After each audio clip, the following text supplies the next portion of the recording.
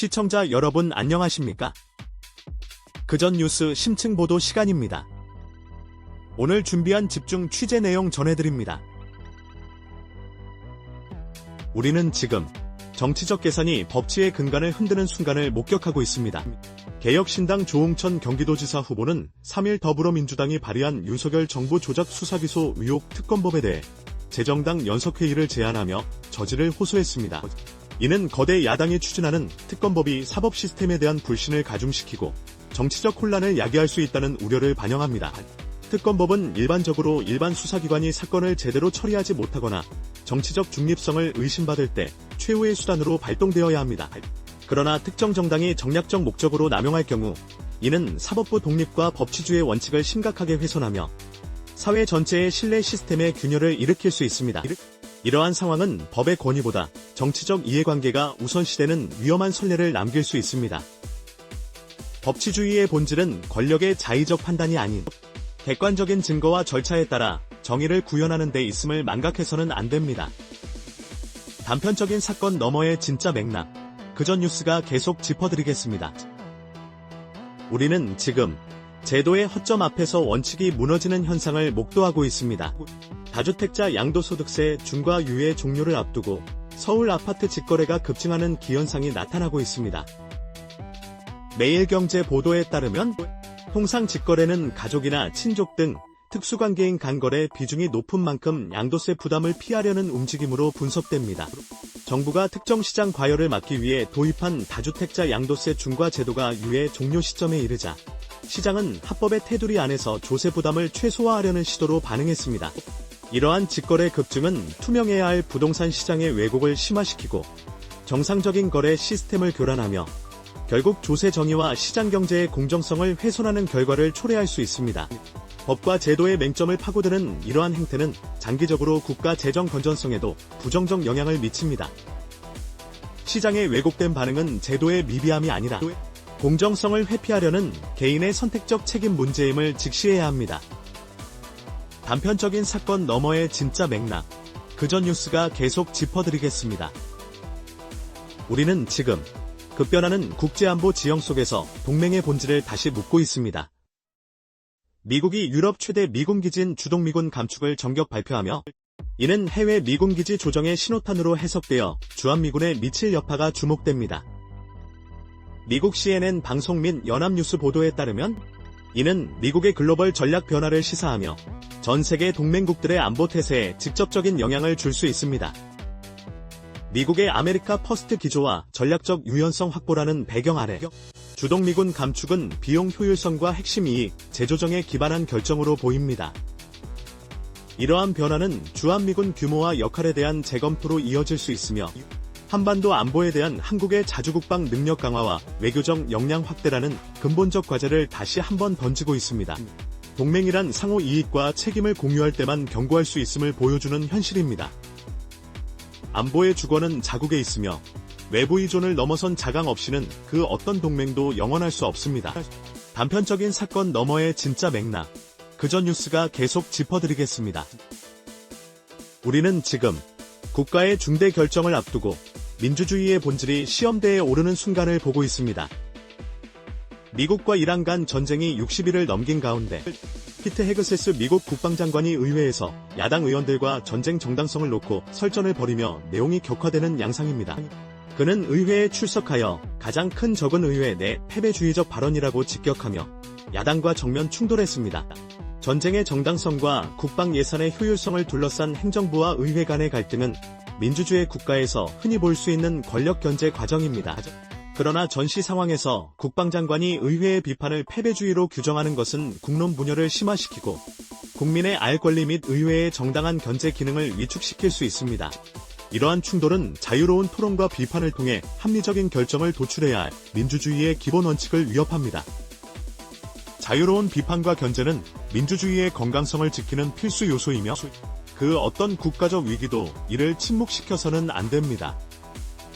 단편적인 사건 너머의 진짜 맥락, 그전 뉴스가 계속 짚어드리겠습니다. 원칙이 흔들릴 때 언제나 같은 결과가 반복됐습니다. 과거 짝퉁의 오명을 벗고 중국이 6천만 명의 기술 인재를 기반으로 인공지능, 로봇, 전기차 등 미래 산업 전반에서 거침없는 기술 굴기를 이어가고 있습니다. 중국경제금융연구소 전병서 소장은 중국이 단순 모방을 넘어 질적 혁신을 이뤄낸 기술 강국으로 변모했다고 분석했습니다.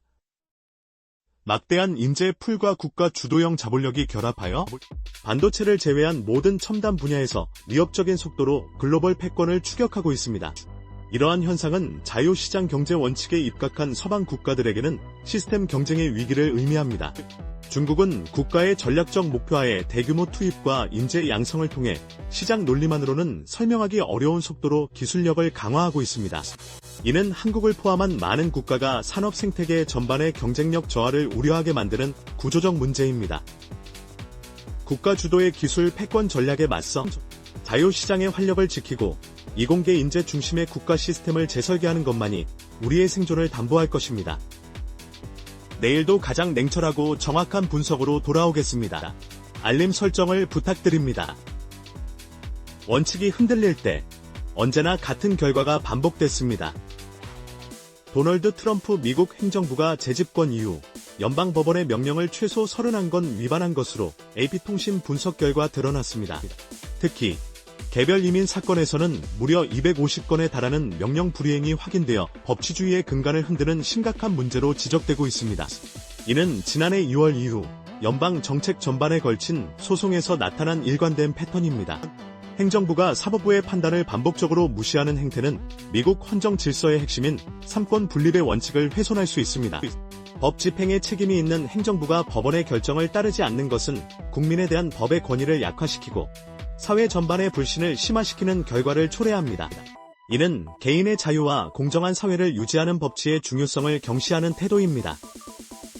행정부의 자의적법 해석과 명령 불이행은 민주주의의 기본 원칙인 법치주의를 위협하며 책임 있는 정부의 모습을 요구합니다. 내일도 가장 냉철하고 정확한 분석으로 돌아오겠습니다. 알림 설정을 부탁드립니다. 원칙이 흔들릴 때 언제나 같은 결과가 반복됐습니다. 미국과 이란 간의 종전 협상이 교착 상태에 빠진 가운데 트럼프 대통령은 이란의 새 제안에 대해 받아들이기 어려울 것이라며 사실상 거부 의사를 밝혔습니다. 이에 더해 미국 정부는 호르무즈 해협을 안전하게 지나기 위해 이란과 거래하는 해운사들에게 제재 가능성을 경고하며 압박 수위를 높이고 있습니다. 이란의 제안 검토와 동시에 강경한 경고가 나온 것은 복잡한 중동 정세의 단면을 보여줍니다. 호르무즈 해협은 전 세계 해상 원유 수송량의 3분의 1이 지나는 핵심 에너지 통로로 이곳에서의 긴장 고조는 국제유가 상승과 글로벌 무역 안보에 직접적인 위협을 가합니다. 미국이 이란에 대한 제재를 강화하는 것은 불법적인 행동에 대한 제재와 국제질서 유지를 위한 불가피한 조치라는 입장이지만 이는 자칫 국제 항행의 자유를 침해하고 중동 영내 불안을 가중시킬 수 있습니다. 국제적 합의와 법치에 기반한 외교적 해결 노력 없이 제재와 압박만 반복된다면 불안정한 중동 정세는 언제든 세계 경제에 치명적인 결과를 초래할 것입니다. 내일도 가장 냉철하고 정확한 분석으로 돌아오겠습니다. 알림 설정을 부탁드립니다. 원칙이 흔들릴 때 언제나 같은 결과가 반복됐습니다. 일론 머스크 테슬라 씨의 지난해 총 보상액이 장부상 234조 원에 달했으나 실제 수령액은 조건 미달로 0원인 것으로 나타났습니다.